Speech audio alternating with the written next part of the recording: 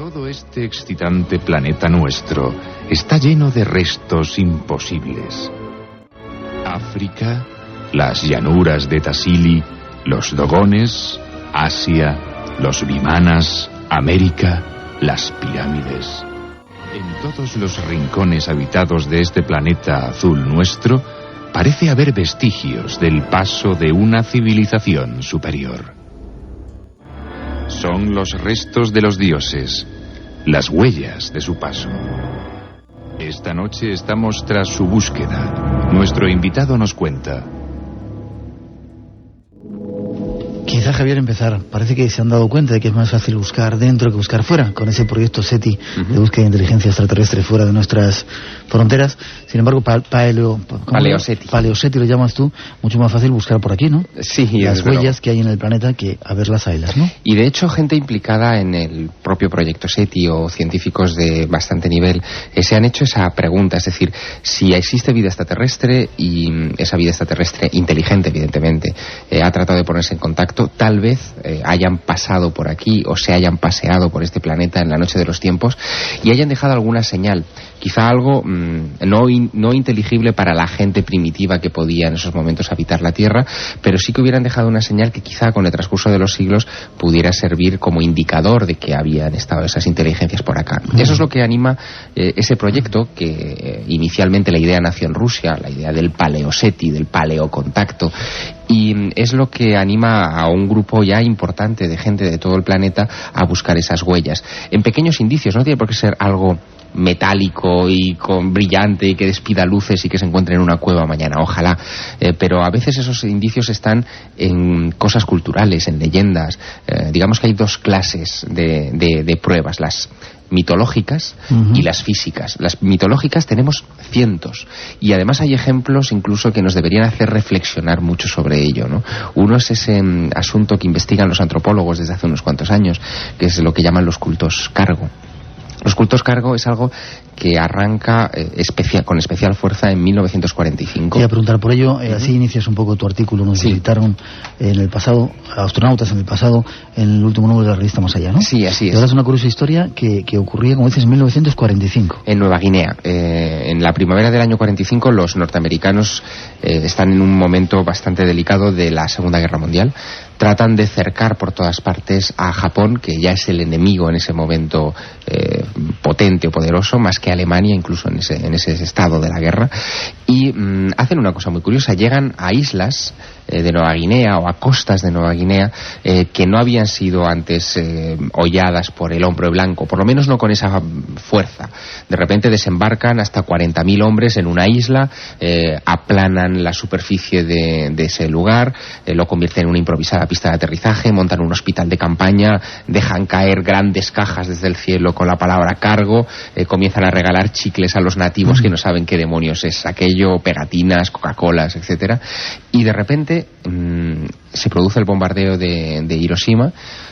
La guerra, Japón claudica, la guerra termina y aquellas tropas que habían invadido durante varios meses esas islas pacíficamente, en principio, lo de pacíficamente entre comillas, desaparecen y aquellos hombres que bajaban en pájaros metálicos y que no se sabía muy bien quiénes eran, desaparecen, los hospitales de campaña se quedan vacíos, las pistas de aterrizaje también, y ocurre algo interesantísimo. Unos meses después vuelven otra vez los hombres blancos y descubren que aquellos nativos que se habían quedado allí huérfanos de repente, habían visto cómo aquella gente que parecía poseerlo todo y que dejaba caer infinitas mercancías desde el cielo, era necesaria para el equilibrio de aquel lugar.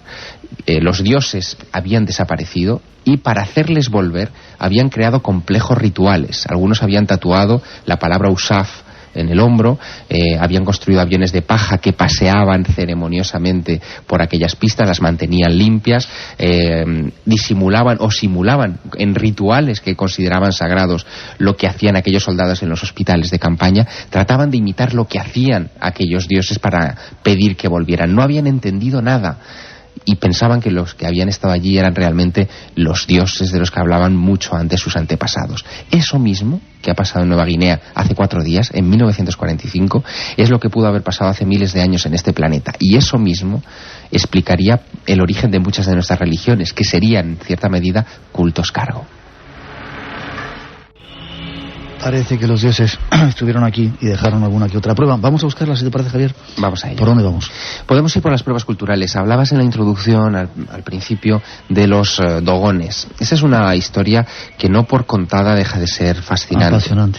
Y de hecho, fíjate, han salido críticos en estos años que, bueno, a mí me han hecho sonreír mucho, ¿no? Especialmente en estos últimos años. Uno de los críticos es Edwin Krupp. Krupp es el padre de la arqueoastronomía, es uno de los astrónomos que defienden que una manera para datar monumentos antiguos es estudiar la alineación con respecto a estrellas, y este hombre es muy escéptico con respecto a la historia de los dogones. La historia de los dogones se resume de la siguiente manera. En los años 30 llegan dos antropólogos a Mali, Marcel Griol y Germain Detterlen, y se introducen dentro de la estructura de los dogones, la estructura social de los dogones. Nunca antes un hombre blanco había llegado tan lejos como estos dos.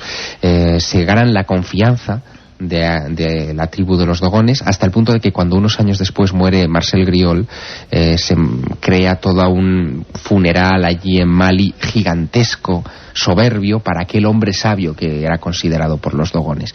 Y Marcel Griol averigua cosas que nunca antes habían salido a la luz. Por ejemplo, que los dogones, al menos que se sepa, desde el siglo XII después de Cristo, tenían una extraña ceremonia, un extraño ritual que consistía en venerar el movimiento en hélice de la estrella Sirio. Sirio, cuando nace, digamos que el movimiento que hacen del cielo es similar al que haría una estrella errática en espiral, ¿no? Ellos conocían ese movimiento en espiral de la estrella Sirio. Decían además que la estrella Sirio tenía era en realidad una estrella trinaria, no binaria, sino trinaria. Eso no se veía a simple vista y se ha descubierto... En absoluto. De hecho, cuando Marcel Griol en los años 30 llegó allí y le hablaron de una estrella triple, ni se sabía que Sirio era una estrella doble, no se había podido comprobar todavía astronómicamente, ópticamente, ¿no? Y aquello, lo recogió este antropólogo en sus estudios, y años después, muchos años después, ya en los años 90, hace 4 días también, por tanto, se descubre, un grupo de astrónomos franceses descubren, por una serie de oscilaciones de la estrella Sirio, no porque la hayan visto, sino por una serie de oscilaciones que calculan matemáticamente, que la estrella Sirio no puede ser más que un sistema estelar triple. Y es algo que nosotros hemos descubierto matemáticamente, todavía no astronómicamente, no lo hemos visto, pero sí matemáticamente está demostrado. ¿Cómo demonios aquella gente que todavía hoy vive casi en taparrabos y sin una cultura tecnológica, cómo aquella gente desde el siglo XII al menos sabía aquello? La respuesta era muy simple. Ellos contestaban a esa pregunta. ¿Cuál era la respuesta? Es muy sencilla. Ellos decían que un dios al que llamaban Nomo descendió en un arca de fuego entre ellos en la noche de los tiempos, y no solamente les civilizó y les convirtió en humanos, sino que les instruyó sobre los secretos del cielo, y en especial sobre los secretos de su lugar de origen. Ese ser venía de la segunda estrella del sistema Sirio, de un planeta acuático. El tal Nomo era una especie de ser anfibio que fue el que les trajo la cultura. Y como a los antiguos dogones, después otros pueblos de África también recibieron esas visitas de dioses instructores, y a partir de ahí, dicen sus leyendas, empezó la civilización.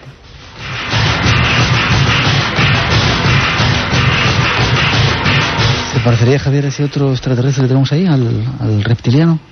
Quizá, de hecho, a quien sí que se parece mucho es a la descripción que hace Beroso, que es un cronista antiguo, de uno de los más importantes dioses sumerios, el dios Oannes. El dios Oannes era un dios anfibio.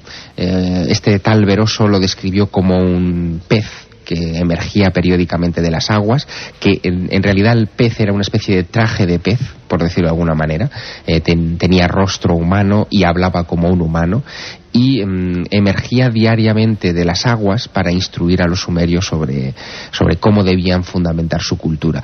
Y es curioso porque los sumerios fue un pueblo extraordinariamente desarrollado. No solamente fue el primer pueblo que tuvo un código de leyes y una escritura formada, sino que asfaltaban las calles, por ejemplo. El sistema de distribución de sus avenidas, hasta de sus alcantarillados, etcétera, es idéntico al que utilizamos en pleno siglo XXI, ¿no? Es decir, que algo algo muy, muy serio fue lo que entregó Oanes a aquel pueblo. Muy cerca de los Dogones está un desierto y hay una llanura, las llanuras de Tassili, donde parece que también se han encontrado pruebas de esa presencia de dioses. Sí, en Tassili, en Argelia, en una zona donde, bueno, actualmente no es nada fácil llegar, existe efectivamente un macizo rocoso donde se encuentra probablemente la, entre comillas, exposición de arte rupestre más importante de toda África. Paredes enteras están llenas de dibujos y de inscripciones extrañas, y cuando Henry Lott, que fue uno de los primeros europeos que exploró aquello y que catalogó todas aquellas pinturas, llegó allá, hay una de ellas en concreto, una especie de pintura de casi 6 metros de altura, de un gigante, que aparece como una especie de persona vestida con un traje cerrado por el cuello, hermético, con un solo ojo, como si llevara una especie de casco empotrado encima de la cabeza, y que Henry Lott, maravillado, bautizó con el nombre de el gran dios marciano. Y ese nombre, curiosamente, el del gran dios marciano, es el que ha ido a pasar a los libros de arqueología. Hoy se estudia esa figura como la del gran dios marciano de Tassili. Y ese gran dios marciano no es una figura única, aparecen muchas de esas figuras en otras partes de las paredes rocosas de Tassili, y en algunas de ellas se muestran escenas bastante curiosas. Por ejemplo, varios de estos dioses marcianos acompañando a mujeres desnudas, que evidentemente por la morfología son el prototipo racial que habita en esa zona, que son conducidas a una especie de objeto luminoso que está posado sobre el suelo. La sensación que da es la de incluso una especie de abducción masiva, ¿no? Evidentemente es especular mucho, pero a lo mejor no tanto, porque solamente desde esa óptica se podrían entender muchas de esas cosas que aparecen en esas paredes. Es como si aquella gente con sus toscos medios hubiera representado como pudo algo que sin duda debía entenderse como el encuentro con una cultura rara que no era de allí. Yendo un poco más hacia el este, si vamos hacia Asia, allá hay también leyendas y tradiciones que hablan de vimanas, extraños objetos voladores con gente que andaba ahí. Sí, digamos que esa es la versión ya refinada. Hemos pasado de los relatos rupestres o los relatos tribales sobre contactos con dioses instructores, y ahí pasamos ya a textos refinados, ya de una cultura mucho más desarrollada y más cercana en el tiempo, que se desarrolló más o menos hace unos 5.000 años. Los textos védicos, especialmente 2 poemas épicos, el Mahabharata y el Ramayana, que narran las aventuras de un héroe, describen precisamente el viaje de Arjuna a través de diversas etapas para tratar de llegar a los dioses, y en ese viaje Arjuna descubre cosas sobrecogedoras. Los dioses son gente de carne y hueso, como él, que se desplazan por los cielos utilizando unos vehículos que él describe con todo lujo de detalles. Se trata de plataformas voladoras esféricas, a veces las describe como hasta de 3 pisos, que se desplazan utilizando un combustible que mezcla mercurio y algo no identificado que se llama rasa, y que dejan un sonido melodioso al desplazarse. Esos vehículos los llama vimanas, y algunos de ellos tienen o poseen capacidades destructoras sobrecogedoras. Se habla de una especie de lanza luminosa que es capaz de levantar una columna de fuego que puede dejar ciego a todo aquel que lo mire, y que recuerda en cierta manera, y no es quizá imaginar demasiado, ¿no? Recuerda en cierta manera a las explosiones nucleares o a las pruebas nucleares, a esas columnas cegadoras de luz que se producen después de una explosión de este tipo. La descripción que hace esos 2 libros es tan pormenorizada que cuando se describen los efectos de esas armas sobre los humanos, a uno le quedan pocas dudas de que casi se está describiendo el efecto de la radiactividad. Los soldados que están expuestos a esas armas deben desprenderse rápidamente de todo objeto de metal que tengan encima. La piel se les cae a tiras si no lo hacen así, se les cae el pelo, envejecen rápidamente, palidecen. Todo eso está descrito ahí, en un texto que tiene 5.000 años de antigüedad. Curioso. Aquí en la revista sacas también un obelisco sumerio que muestra escenas de seres híbridos, mitad humanos, mitad animales. ¿También en Sumeria había estas pruebas de estos extraños seres? Sí, es un poco lo que comentábamos antes. Ese obelisco que publicamos en la revista Más Allá se encuentra en el Museo Británico de Londres. El Museo Británico de Londres es hoy la parte de Sumeria más accesible que tenemos los occidentales, desgraciadamente. Allí se encuentran muchas estelas y muchas figuras y muchas más cosas que no se muestran al público, que están en los sótanos, donde se ve a ese tipo de seres híbridos con los que parecen jugar los dioses, como si se entretuvieran haciendo pruebas casi quimeras, ¿no? Y eso podría entenderse como el recuerdo atávico, quizá, de experimentos genéticos en la antigüedad. Todo esto parece ciencia ficción y puede parecer a muchos el fruto de una imaginación muy calenturienta, pero son tantas y tan repetitivas las alusiones a estas cosas en diversos lugares del planeta que una de dos: o todos los habitantes del planeta consumían la misma droga psicotrópica, o todos los habitantes del planeta en el pasado bebieron de una misma fuente común. Curioso.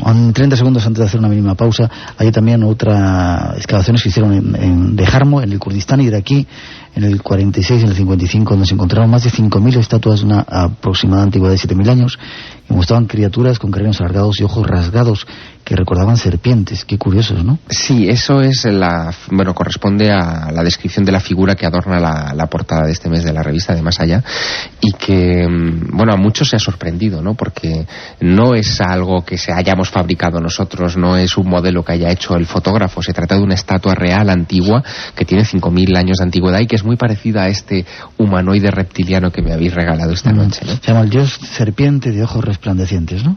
Así es. Qué curioso. Casi media, 12:30, 11:30 en las Islas Canarias. Tenemos que hacer una mínima pausa, aprovechar si estáis grabando para dar la vuelta a la cinta, y enseguida seguimos. Hay muchas más pruebas de estos supuestos dioses, astronautas y extraterrestres que visitaron la Tierra. Enseguida os lo contamos. 12:30, 11:30 en las Islas Canarias. Continuamos adelante. Javier, unas cuantas preguntas antes de seguir. Hay muchas más pruebas que queremos hablar esta noche. Yo creo que con eso se podría hacer una serie de programas hablando sobre las visitas de los seres del pasado, ¿verdad? Hay tantas cosas que... Hay muchas cosas. Y fíjate, antes de dejar la idea aquella de los cultos cargo que hablábamos, me gustaría contar una cosa.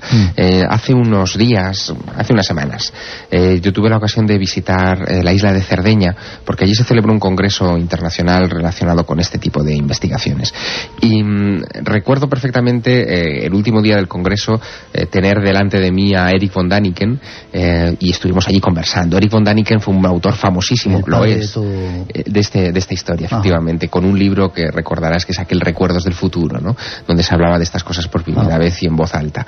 Bueno, pues teniendo delante a Eric von Däniken, no pude por menos que preguntarle. Digo, bueno, si tuvieras que escoger una prueba de todas las que has visto a lo largo del mundo, que demostrara que efectivamente hemos sido visitados por extraterrestres en la antigüedad, ¿cuál escogerías? Se lo pensó un poco y al final terminó diciendo, mira, yo creo que las líneas de Nazca en Perú. ¿Sí? Hablamos hace algunas semanas de ese tema, ¿recuerdas? Y le pregunté, ¿las líneas de Nazca? Y me dice, sí. Dice, pero no porque yo crea que las hicieran los extraterrestres. Él mismo, en Recuerdos del Futuro, en aquel libro, decía que se trataba de pistas de aterrizaje creadas por los extraterrestres. Él ha modificado su posición. Él ahora cree que las líneas de Nazca son una especie de resto de un culto cargo antiguo. Es decir, los habitantes de las líneas, o sea, de Nazca, en la antigüedad, según él entiende ahora, según Däniken entiende, vieron cómo en el pasado llegaron unos extraterrestres o alguien con capacidad de volar, hizo señales en el terreno para aproximar sus aeronaves a esos lugares o para marcar los lugares por donde habían estado, y después desaparecieron.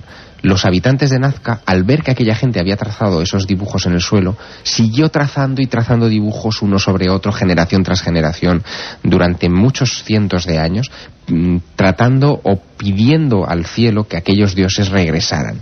Y por lo tanto aquellas líneas serían una especie de reclamo a esos dioses voladores para que un día volvieran. Qué curioso. Vete pensándote también la respuesta, porque yo te voy a preguntar lo mismo. ¿Cuál es lo que, desde tu punto de vista, la prueba más clara que han dejado estos seres? Ricardo de Mallorca, mientras tanto, nos pregunta, hablando de Perú y de lugares cercanos a Nazca, ¿qué opinas de los encuentros de la misión Rama, los primeros, y qué buscan los guías que pretenden de nosotros? Nos pregunta. Bueno, el tema de Rama es un tema que a mí me ha interesado particularmente, y en su momento sigo haciéndolo de vez en cuando. He hablado con gente de la misión Rama, tanto en Perú del principio como en España, y yo creo que realmente los primeros pasos de la misión Rama encerraban un contacto auténtico, que hubo una aproximación. Pero como pasa en casi todos los casos de contacto importantes, después el asunto se ha desvirtuado, y no mucho después. Yo no creo, esto empieza más o menos en el año 74, yo no creo que los verdaderos contactos o las verdaderas experiencias fueran más allá del año 75.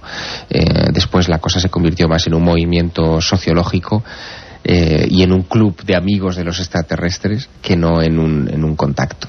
Y sobre eso también he conversado en algunas ocasiones con Sixto Paz, al que alguna vez habrá que enfrentarse a él y que nos explique pormenorizadamente qué pasó entonces.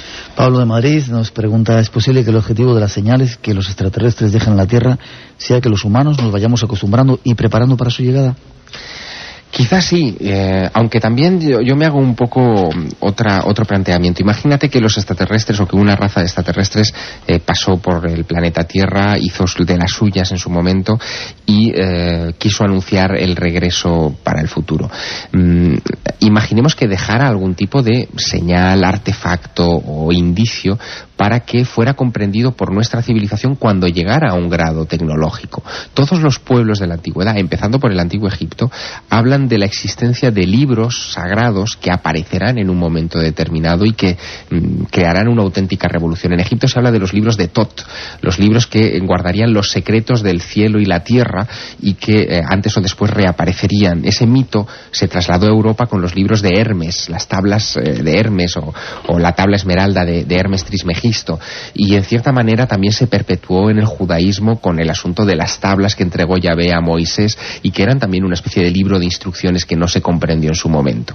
Yo creo que esos indicios están en algún sitio y que cuando seamos capaces de abrirlo, esos libros, comprenderemos muchas cosas y quizá la respuesta no esté tan lejos. Por ejemplo, tú imagínate lo que es, y muchos oyentes lo tendrán en mente, aquel descubrimiento que se hizo en 1993 al final de un pasadizo estrecho de la Gran Pirámide, que era un pasadizo de 20 por 20 centímetros, una de las llamadas galerías de ventilación de la Cámara de la Reina, a la que se alcanzó su final, que era una puerta que está ahí sin abrir, gracias a un robot pequeñísimo de alta tecnología que alcanzó aquel punto.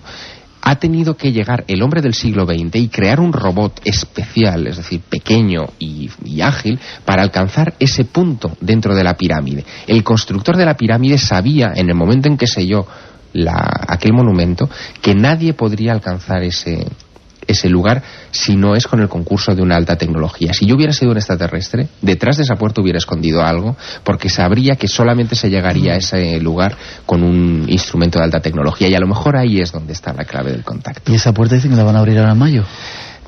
También decían que la iban a abrir en diciembre. Yo hasta que no la vea abierta no... Por si acaso nosotros nos vamos a Egipto la semana que viene, el jueves que viene estamos allí. Envidia me das. Por si acaso. Seguimos buscando pruebas, saltamos de un continente a otro, seguimos en América, quizá pirámides. Las pirámides, para mucho, Egipto, hablábamos en la segunda parte del programa de él, las pirámides son para muchos una prueba de tecnología imposible, ¿no? De hecho lo son. Lo son en muchos aspectos. Bueno, las pirámides americanas en cualquier caso son bastante diferentes a las pirámides egipcias en muchas cosas, pero tienen un rasgo común, que es un rasgo que cada vez se está poniendo más en relieve, y es el hecho de que parecen reflejar ciertos conocimientos astronómicos. Es decir, las pirámides no eran simples adornos ni templos ni nada por el estilo, sino que parecían reflejar conocimientos astronómicos. Hay una peculiaridad además también muy curiosa. Mientras que en Egipto se dice que las pirámides eran tumbas y jamás se ha encontrado una momia dentro de una pirámide ni una tumba, incluso las pirámides que se han encontrado intactas, las cámaras de las pirámides aparecían vacías. En América siempre se ha dicho que las pirámides eran templos, y justo en América es donde se han encontrado tumbas debajo de pirámides. El caso, por ejemplo, de Palenque, del famoso templo de las inscripciones. Es decir, donde se cree que son templos resulta que son tumbas, y donde se cree que son tumbas probablemente eran templos, ¿no? Es una de esas paradojas divertidas que tiene la investigación arqueológica. Seguimos, si te parece, nos vamos a Egipto después de esa segunda introducción que ofrecen nuestros compañeros, y por si queréis preguntar, 905 11 80 80, nuestro teléfono está esta noche libre para vosotros.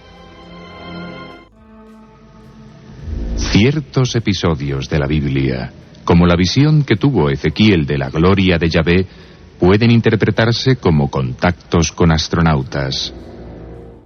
Y es tan solo un ejemplo. Egipto es un país vivo, repleto de ejemplos de presencias. Y cruzando el Gran Mar, Perú, México, Guatemala son otros de los focos de estos supuestos contactos. Sigamos tras las huellas de su presencia. Nuestro invitado nos aporta más casos. Pero quizá antes de irnos a Egipto, Javier, que tenemos aquí un montón, es uno de nuestros temas favoritos, como el tuyo.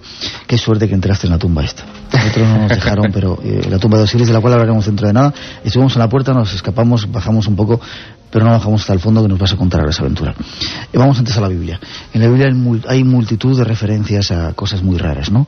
Ezequiel, por ejemplo, lo que vio, la gloria de Yahvé, la ballena de Jonás, hay un montón de cosas que tienen muy poca explicación si no son con ojos tecnológicos, ¿no? Exactamente. De hecho, el paradigma de esta historia evidentemente está en el libro de Ezequiel, capítulo 1. De hecho, cualquiera que tenga una Biblia en casa puede cogerlo y leerse los primeros párrafos para darse cuenta de lo raro de lo que se cuenta. Y se cuenta la historia de este profeta mientras estaba en el exilio en Babilonia junto al río Quebar, aproximadamente en el año 500 antes de Cristo. En ese momento, él describe cómo una especie de torbellino se le acerca, y la descripción que hace del torbellino y de lo que pasa a continuación da la sensación de que, bueno, está describiendo con las palabras que puede y utilizando los símiles que puede un vehículo aéreo. Daniken fue el primero también en divulgar esta historia y en poner los puntos sobre las IES respecto a lo que había visto el profeta Ezequiel. Pero sucedió algo muy curioso. Después de publicarse aquel Recuerdos del Futuro, ese libro que en Estados Unidos se publicó con el título de Carros de los Dioses, Chariots of the Gods, llegó a las manos de un ingeniero de la NASA, un señor llamado Joseph Blumrich, que había diseñado parte de los sistemas de guía del proyecto Apolo. Y se leyó el libro de Daniken como una especie de entretenimiento, y cuando terminó de leerlo se propuso demostrar que aquel individuo suizo pues estaba medio tarao y que aquello era una especulación sin base. Cogió el capítulo 1 del libro de Ezequiel y, bueno, con su pericia de ingeniero trató de pasar al papel todos los rasgos que describía el profeta con metáforas y dibujando lo que posiblemente vio. Cuando terminó de dibujar el boceto con todos los detalles, se llevó una sorpresa tremenda. Lo que había visto el profeta Ezequiel era una especie de vehículo en forma de trompo con 4 rotores como de helicóptero a los lados, y era evidentemente la descripción de un vehículo técnico. Hasta tal punto dio detalles el profeta Ezequiel que uno de las cosas que describía el profeta era una rueda que giraba en todas las direcciones, que Blumrich patentó y que utilizaron las misiones espaciales después. Esta noche esa puerta abriéndose hacia la búsqueda de pruebas de seres extraterrestres. ¿Funcionó entonces esa...? Funcionó esa rueda, sí. Qué curioso. Qué curioso. Saltamos de la Biblia, que habría mucho por hablar. Si quieres, lo dejamos ahí, hacemos algún otro día un capítulo, segundo o tercer capítulo de Astronautas, búsqueda de estos seres. Vamos a Egipto. En Egipto uno puede encontrar multitud de supuestas o pruebas de estas visitas, ¿verdad? Sí, de hecho, yo cada vez que llego a Egipto y me planto delante de la meseta de Giza o en los desiertos de Abidos, las ganas que me entran es de coger una escoba y ponerme a barrer, porque sé que barriendo simplemente la meseta de Giza iban a aparecer maravillas. La última de esas maravillas apareció también así, es decir, casi barriendo la meseta de Giza, en un sitio por el que han pasado, ya no digo miles, sino millones de turistas durante estos últimos años, que es precisamente vamos a decir así, la rampa o el camino de piedra que une la pirámide de Kefren, la segunda pirámide, con la Esfinge. Ahí hay un camino de piedra que muchos turistas pasean por él y paseaban en la antigüedad, y que hace poco despejaron uno de sus bordes y descubrieron el acceso a un pozo. Ese pozo comenzó a abrirse, era muy profundo, bajaron a un primer nivel, bajaron a un segundo nivel donde descubrieron varias cámaras, 5 en total, con 5 sarcófagos vacíos, negros, de granito, perfectos, de moderado tamaño, es decir, más grandes en cualquier caso que un ser humano. Y siguieron bajando y descubrieron a 70 metros de profundidad, se dice muy pronto, pero 70 metros de profundidad por debajo del nivel del suelo, descubrieron una zona inundada con agua, llena de agua. El agua es muy rara en la meseta de Giza, te puedes imaginar. Bombearon ese agua y tras bombear ese agua apareció un sarcófago, un nuevo sarcófago de granito. No existe el granito en la meseta de Giza, hay que traerlo de 1000 kilómetros de distancia, desde el sur del país, desde Asuán. Pues un sarcófago de granito en perfectas condiciones, de 3 metros de longitud, que estaba ahí sepultado y vacío. Vacío. los primeros análisis del lugar y las primeras hipótesis que se barajaron fue que se había encontrado el cenotafio, que significa algo así como tumba falsa o tumba vacía, el cenotafio del dios Osiris. Es decir, se trataba de una tumba dedicada a un dios. Casi nada, ¿no? Exacto. Que era nada más y nada menos que el dios Osiris, que para los desmemoriados es el dios que los antiguos egipcios asociaban a la constelación de Orión, y es el dios que los antiguos egipcios asociaban a esas 3 pirámides, y las 3 pirámides imitaban ese cinturón de la constelación de Orión. ¿Y dónde estaba? Precisamente la meseta de Giza, en el lugar donde debía estar la tumba del dios Osiris. La sorpresa, o maravilla, es que no era la primera tumba de Osiris que se descubría en Egipto. Otro de los grandes hombres de la egiptología, Flinders Petrie, un gran metrólogo, fue el primer hombre que midió científicamente la Gran Pirámide, había descubierto ya otra tumba de Osiris en Abidos, junto al templo de Seti I. Se trata de un lugar también excavado a unos metros por debajo del nivel del templo de Seti I, hecho con unos bloques de granito enormes, sin una inscripción, perfectos, que parece un templo extraterrestre en medio de los templos egipcios, que también estaba rodeado de agua y que supuestamente albergó en el pasado una de las más preciosas reliquias del antiguo Egipto, que era la cabeza del dios Osiris. En fin, el misterio no ha hecho más que empezar, porque parece que todo esto son como pistas para llegar un día a lo que sin duda sería el descubrimiento de los descubrimientos, poder hallar la tumba de uno de aquellos dioses. Y es curioso, Javier, porque está ahí en medio, no hay ningún tipo de control. Nosotros recuerdo que lo estuvimos viendo por fuera, entramos un poquito, bajamos por unas cuantas escaleras, evidentemente no bajamos tanto, pero no había ningún tipo ni de vigilancia, ni de control. Está ahí. Lo que pusieron fueron unas rejas con unos... Preguntamos a nuestro compañero que estuvo en Egipto, que nosotros si lo vio también, no está al acceso de los turistas, hay que saber dónde está, pero... Y de hecho lo que han puesto son unas vallas metálicas con un candado, y yo recuerdo que, el doctor Hawass dio el permiso para que pudiera descender hasta allá. Iba una comitiva de ayudantes del doctor Hawass más grande que había más vigilantes que personas que íbamos a visitar la tumba. Y recuerdo perfectamente cómo se abrieron aquellos candados y comenzamos a descender por una escalerilla de mano, casi como estas de pintor, ¿no? Suelta. Claro, bajar 70 metros es bajar muchos metros con unas escaleras así, y a medida que uno iba profundizando, la sensación era muy extraña, porque era una escalera metálica, ya te digo, de mano, muy insegura, muy húmeda, porque de repente la humedad se empezó a condensar allí de una manera muy espectacular, que resbalaba, y allí sabías que un paso en falso caías en un pozo, te matabas, evidentemente. Y en la parte de abajo, aquí donde se ve la fotografía, había algo en esa última sala, era amplio. Era una sala, sí, era una sala amplia. Te pregunto eso porque hablas de ello aquí también. Edgar Cayce decía que se iba a encontrar la sala de los archivos, más o menos por ahí en esa zona. ¿Tiene algo que ver? ¿Se ha encontrado algo? ¿Hay alguna sorpresa que nos van a dar? Yo creo que tiene algo que ver, y te diré por qué. En uno de las esquinas de esa sala donde estaba el sarcófago, de esto no he hablado además nunca, había un hueco que era como la entrada a un túnel. Yo sé que con posterioridad el doctor Hawass introdujo a un niño por esa abertura para ver si aquel túnel continuaba, y el niño dijo que el túnel se interrumpía muy pocos metros después. Pero el túnel, la orientación de ese túnel estaba directamente enfocada hacia la esfinge de la meseta de Giza. Y todas las crónicas antiguas hablan de la existencia de galerías subterráneas que comunicarían la esfinge con la pirámide, y el hecho de que hubiera un túnel orientado hacia la esfinge en un pozo entre la pirámide y la esfinge, lo que indica es que esas galerías en su momento existieron y estuvieron activas. Ahora lo que hay que hacer es explorarlas, despejarlas.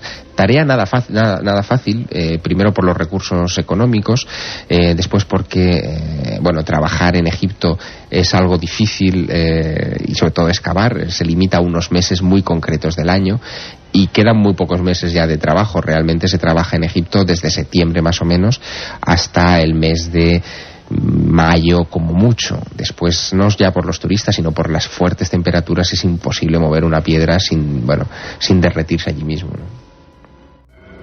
No quiero que te olvides de cuál sería tu prueba más clara de visitas extraterrestres. Pero antes, seguimos en Egipto, aunque aquí en la revista, en este último número de Más Allá, dais unas cuantas pruebas. La estatuilla Dogu también es increíble, japonesa, sí, ¿no? Sí, pertenece a una cultura, la de los Jomon, que creó cientos de estas estatuas, con los que se han encontrado muchísimas similitudes con trajes de la NASA. Un ingeniero norteamericano, de nuevo, un señor que se llama Green, de apellido, estableció ese paralelismo, encontró que esas estatuillas Jomón tenían gafas, tenían respiradores, tenían tubos de comunicación, tenían guantes, tenían botas, tenían auriculares, tenían de todo. Ya te digo, más de 30 similitudes con los modernos trajes espaciales.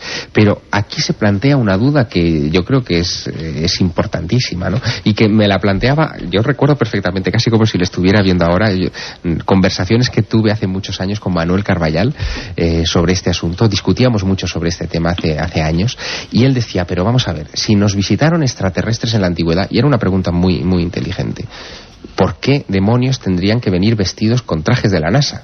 Es decir, ¿por qué esos extraterrestres tendrían que utilizar trajes como los que utilizan nuestros modernos astronautas y no otras cosas? La pregunta tiene su intríngulis porque, evidentemente, o bien los extraterrestres utilizan trajes de la NASA, o algo muy parecido, o bien algunos de esas visitas en la antigüedad en realidad podrían ser recuerdos del futuro. Es decir, un poco lo que decía Dani, que incluso viajeros en el tiempo. ¿Por qué no? Es decir, hay que mantener las puertas abiertas ante todas estas posibilidades, porque día tras día, y a medida, insisto de nuevo, que avanza el conocimiento y avanza la ciencia, nos damos cuenta de que aquello que pensábamos que era inmutable, como la velocidad de la luz y tantas otras cosas, resulta que no lo es tanto. Hay unas cuantas preguntas siguientes. Carmen de Barcelona nos pregunta, ¿qué pasaje del Apocalipsis menciona el fenómeno de los aerolitos? El otro día, hablando con Enrique Vicente, decía que hay una parte de la Biblia en la que claramente se habla de cosas que caen del cielo, hielo que cae del cielo. Pero no te voy a hacer a ti la pregunta. Se la haremos a Enrique Vicente, pero de cualquier forma atentos, quizá el fenómeno de los aerolitos que caen, de esas cosas que caen del cielo, estuviera profetizado como una señal. Idoia de Madrid dice si se ha encontrado alguna prueba física de la existencia de extraterrestres como restos de ADN, por ejemplo. Hace poco dábamos una noticia que había un ADN ahí medio extraño que pensaban que era de procedencia extraterrestre. Falta, yo creo que esa prueba evidente todavía falta, la prueba, por ejemplo, genética, pero es un asunto que merece la pena investigar. De hecho, todavía no está completo, merece la pena recordarlo, el mapa del genoma humano, por ejemplo, que eso va a abrir o va a suponer para la ciencia médica la misma revolución que Internet para los ordenadores, ¿no? Para que nos hagamos una idea, y eso está a las puertas. Y a medida que conozcamos el genoma humano vamos a conocer muchas otras cosas, por ejemplo, y es algo que ya se está estudiando, cómo existían parentescos entre pueblos que se consideraban en la antigüedad absolutamente incomunicados, cómo la gente de la Polinesia o gente de Japón tiene cadenas de ADN idénticas y son parientes, sin lugar a dudas, con modernos peruanos, por ejemplo. Es decir, aquella gente navegó y circundó el globo en la antigüedad sin lugar a dudas, como lo demuestra ahora la genética. O como, por ejemplo, especies vegetales saltaron de un continente a otro cuando la única manera de que saltaran era a bordo de barcos. Y eso está ahí, ¿no? Son cosas que depararán muchas sorpresas. Antes de marcharnos, a Akenatón, ese extraño faraón que hizo el tan curioso, ¿verdad? Hizo muchas cosas curiosas, entre otras. 2 minutos tenemos, ¿eh? Fundó una ciudad que llamó Aketatón, que significa el horizonte de Atón, y el jeroglífico de esa ciudad son como 2 colinas, o como una especie de M, con un sol en el centro, que en realidad probablemente sea el jeroglífico, el único, o quizá el primero, no sé, jeroglífico que hace referencia a un avistamiento de un ovni, porque lo que vio Aketatón fue un disco solar posándose sobre el suelo, con el que estableció un contacto directo, y eso es un encuentro del tercer tipo, sin lugar a dudas. Seguramente habrá que dedicarle otro programa especial a Akenatón, ese ser tan extraño. Santiago de Madrid, quizás es la última pregunta antes de terminar. ¿Es verdad que al hombre le pusieron aquí en la Tierra por su agresividad? Pregunta, ¿es verdad de que esto se trata, la Tierra, una especie de destierro? No lo sé. Es una pregunta muy difícil de contestar, pero que somos un curioso zoo que interesa o que debe interesar a los extraterrestres, estén donde estén, sin lugar a dudas. No hay más que escuchar cualquier boletín de noticias. Este país y este planeta es alucinante. Pues Javier, antes de marcharnos, la prueba más clara que tú has encontrado en este planeta, que te has dado unas cuantas vueltas ya, de seres extraterrestres.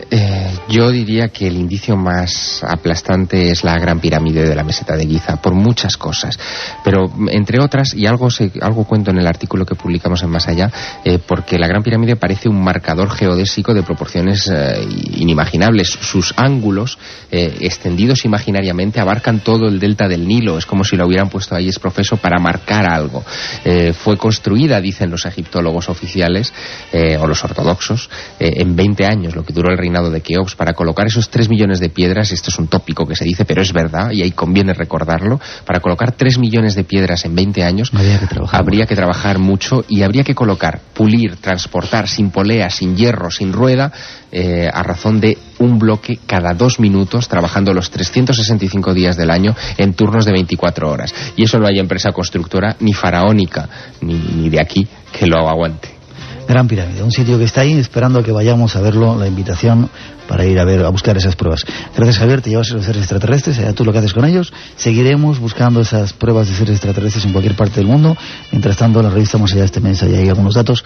Gracias por tu trabajo, gracias por estar ahí, gracias por venir al programa. Gracias y buen viaje a Egipto. Gracias, daremos un poco de envidia y te espero dentro de poco aquí en el Espacio en Blanco. Y en esas charlas que vamos a hacer dentro de poco en la universidad, atentos, Javier Sierra será uno de los personajes que estará ahí y todos estáis invitados.